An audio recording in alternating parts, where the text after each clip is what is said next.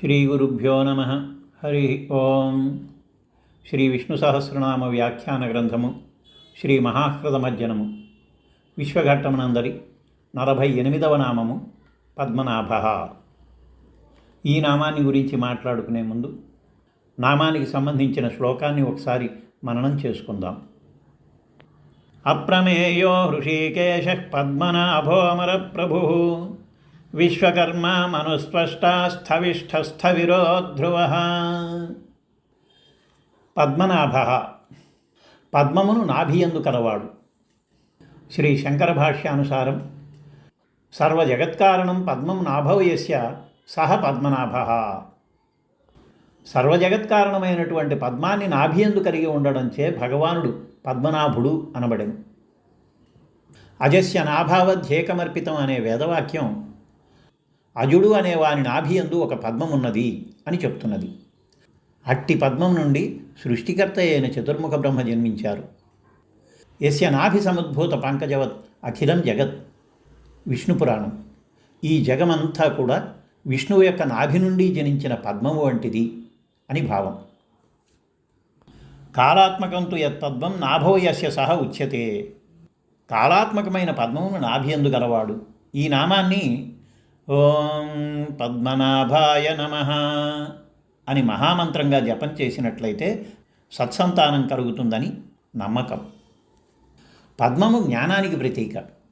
విష్ణువు తన జ్ఞానశక్తిచే బ్రహ్మను సృష్టించి ఆ బ్రహ్మచే సకలలోకముల సృష్టికి కారణమైనారు. పోతన భాగవతం 3వ స్కంధంలో తన జఠరములోపల దాచిన లోకనికాయముల సృజించుటకును సాధనమగు సూక్ష్మార్థము మనసునగని కాలానుగత రజోగుణమంతన్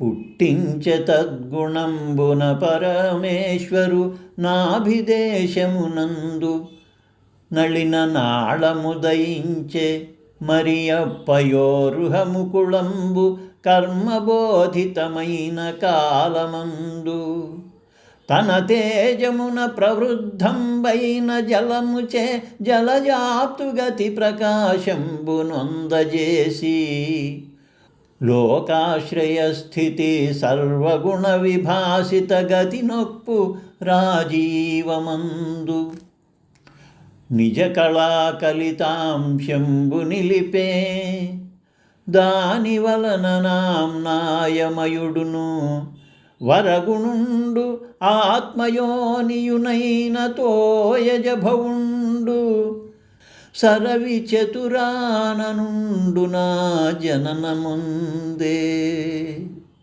సరవి చతురానండు నా జననముందే.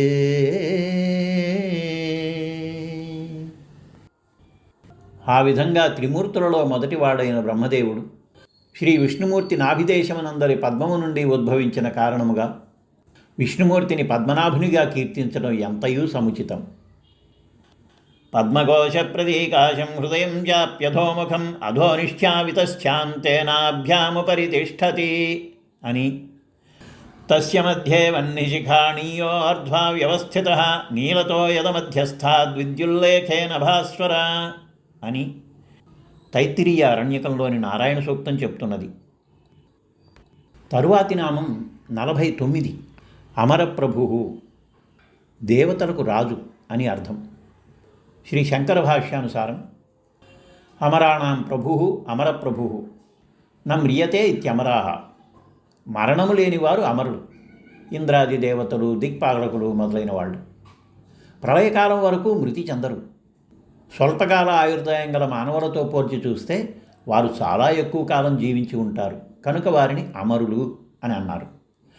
ఆ అమరులకు ప్రభు అనగా వారిని పుట్టించినవాడు లేదా వారిని ఆజ్ఞాపించువాడు, వారి యోగక్షేమాలను వహించువాడు గనక శ్రీమన్నారాయణుడు అమరప్రభు అనబడ్డాడు. పోతన భాగవతం 3వ స్కంధంలో మదితన శాసనమిడి నిజ పదములు సేవించులోకపాలాదుల పెంపొదవింపయదు కులంబున ఉదయించెను భువిని బల సహోదరుడగుచున్. ఉదయించెను భువిని బల సహోదరుడగుచున్. తన శాసనాన్ని తలదాల్చే భక్తులందరికీ అభ్యుదయాన్ని కలిగించడం కోసం శ్రీహరి భూలోకంలో యాదవ వంశంలో బలరామునికి సోదరుడుగా అవతరించినారు అని చెప్పబడింది.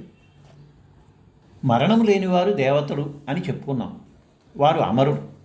ఈ విశ్వంలో లెక్కలేనన్ని ప్రకృతి శక్తులు వాటి కార్యాలు నిర్వహిస్తూ ఉన్నాయి. ఇవన్నీ కూడా విష్ణు చైతన్యాలే. హరి అవతారములే అఖిల దేవతలు అని అన్నమయ్య చెప్పినట్లుగా ఈ సృష్టి నశించిన సృష్టికారక శక్తులు నశించవు.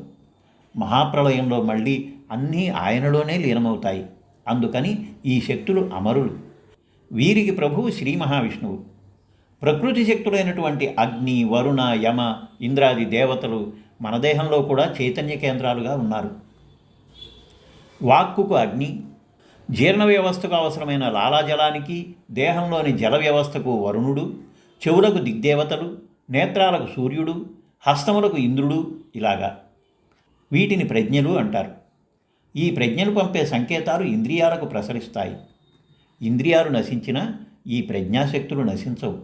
ఇంద్రియాల నుండి ఉపసంహరింపబడి హృదయగతమైన నారాయణునిలో తిరిగి లీనమవుతాయి.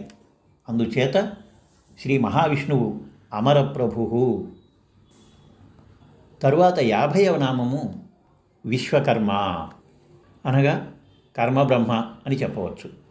శ్రీ శంకర భాష్యానుసారం విశ్వం కర్మ క్రియాయస్య సహా విశ్వకర్మ. ఈ విశ్వమునందలి సమస్తమైన కర్మలను చేయునుగాన విశ్వకర్మ. రెండవ భాష్యానుసారం క్రియత ఇతి జగత్కర్మ విశ్వం కర్మ యస్యేతి వా. విశ్వమును నిర్మించువాడు గనక విశ్వకర్మ అనవడు. మూడవ భాష్యం విచిత్ర నిర్మాణ శక్తిమత్వాద్వా. చిత్ర విచిత్రములుగా విశ్వాన్ని నిర్మాణం చేయగలవాడైనందున విశ్వకర్మ. నాలుగవ భాష్యం విశ్వకర్మణ త్వష్ట్రా సాదృశ్యాద్వా. అమరకోశాన్ని అనుసరించి విశ్వకర్మార్క సురశిల్పినోహో. దేవతల శిల్పి పేరు విశ్వకర్మ. అతడు మయసభ మొదలగు అత్యద్భుత నిర్మాణాలను చేసినారు. వారి వలె నిర్మాణములు చేయును గనుక పరమాత్మ విశ్వకర్మ అనబడును. విశ్వకర్మ అనగా అర్క, సూర్యుడు అనే అర్థం కూడా కలదు. త్వష్ట అనగా సూర్యుడు. సూర్యుని వలె విశ్వమును ప్రకాశింపజేయును గనుక విశ్వకర్మ అనబడును. పృథు చక్రవర్తి మహాజ్ఞాని, విష్ణువంశ సంభూతుడు. ఒక రోజున ప్రజలు ఆ రాజుని దేవుడని వాడు ఒకడున్నాడా అని ప్రశ్నించారు. బదులుగా ఆ రాజు అనవిని వారికి మనుజేషుడను అర్హతములారవినుడయ్యత విలిమీరు. యజ్ఞాధిపతి అయిన అఖిలేశ్వరుడు కొన్ని మతముల గలడు ధీమంతులారా. అట్లైన మీరలు అందుకు విప్రతిపత్తి గల్గుటను పపన్నమరయ. కాదంటిరేని ఆ ఘనుని చేరచితమై కాంతిమంతమగు జగంబుగానబడుచున్నది. ఇట్టి ప్రపంచరచిత కర్మ వైచిత్రీ అమ్మేటి గలుగకున్న అమరనది తదుక్తులు అపన్నములగావు. కాన అవ్వాసుదేవుండు కలడు. కాన అవ్వాసుదేవుండు కలడు మరియు. భగవానుడు సృజించిన లోకము కన్నుల ముందు కనిపిస్తున్నది కదా. ఆయన లేకుంటే ఈ చిత్ర విచిత్రములైనటువంటి లోకాన్ని ఇంకెవరు సృష్టించగలరు? ఇంకెవ్వరికి సాధ్యం కాదు. కనుక భగవంతుడు ఉన్నాడు అని బదులిచ్చినారు. పోతన భాగవతం 4వ స్కందంలో సమత నదిగాక తావకాంశంబులైన శక్తి శివరూపముల క్రీడ సలుపుదు. ఊర్ణనాభిగతి విశ్వజనన వినాశ వృద్ధి హేతు భూతుండవగుచుందు వీశ రుద్రా. విశ్వజనన వినాశ వృద్ధి హేతుభూతుండవగుచుందు వీషా రుద్రా. ఓ ఈశ్వర, శక్తి శివ ఆకృతులలో విశ్వలీలలు నడుపుతూ ఉంటావు. సాలెపురుగు వలె ఈ లోకాల సృష్టికి ప్రళయానికి పాలనకు నువ్వే ప్రధాన కారణుడివి అవుతూ ఉంటావు అని కలదు. పోతన భాగవతం దశమస్కంధం పూర్వార్ధంలో వివిధ భావాకార వీర్య బీజాశయా, వివిధ భావాకార వీర్య బీజాశయా, జనయోనితముగా జగములెల్ల నీవ చేసితి మున్ను మేమా జగంబులో సహజ కోపనులము సర్పములము. దుర్వారమైన నీ తోరంపు మాయ మేమెరిగి దాటెడు పనికి అంతవారము, మేమెరిగి దాటెడు పనికి అంతవారము. అంతకు కారణము అఖిలేశ్వరుండవు, సర్వజ్ఞుడవు నీవు జలజనయనా. అంతకు కారణము అఖిలేశ్వరుండవు, సర్వజ్ఞుడవు నీవు జలజనయనా అని చెప్పడం మనం చూస్తాం. విశ్వస్య జగతః కర్మ వ్యాపారో యస్య లక్షణం ప్రాగ్బ్రహ్మ సృష్టేరోర్ధ్వంచ విశ్వకర్మేతి కథ్యతే.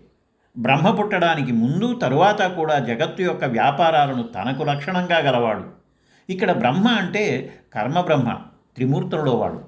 విశ్వ నిర్మాణాన్ని నిర్వహణను చేయువాడు. అనంతమైన విశ్వాన్ని, జీవకోటిని, నక్షత్ర గ్రహాదులను, పంచభూతాలను, కాలచక్రాన్ని, సృష్టి స్థితి లయలను నిర్వహణం చేయువారు విశ్వకర్మ. విశ్వకర్మణ సమవర్తతాధి అని పురుష సూక్తం. శ్రీమన్నారాయణుని కీర్తించే మరిన్ని నామాలను మరొకసారి మననం చేసుకుందాం. స్వస్తి.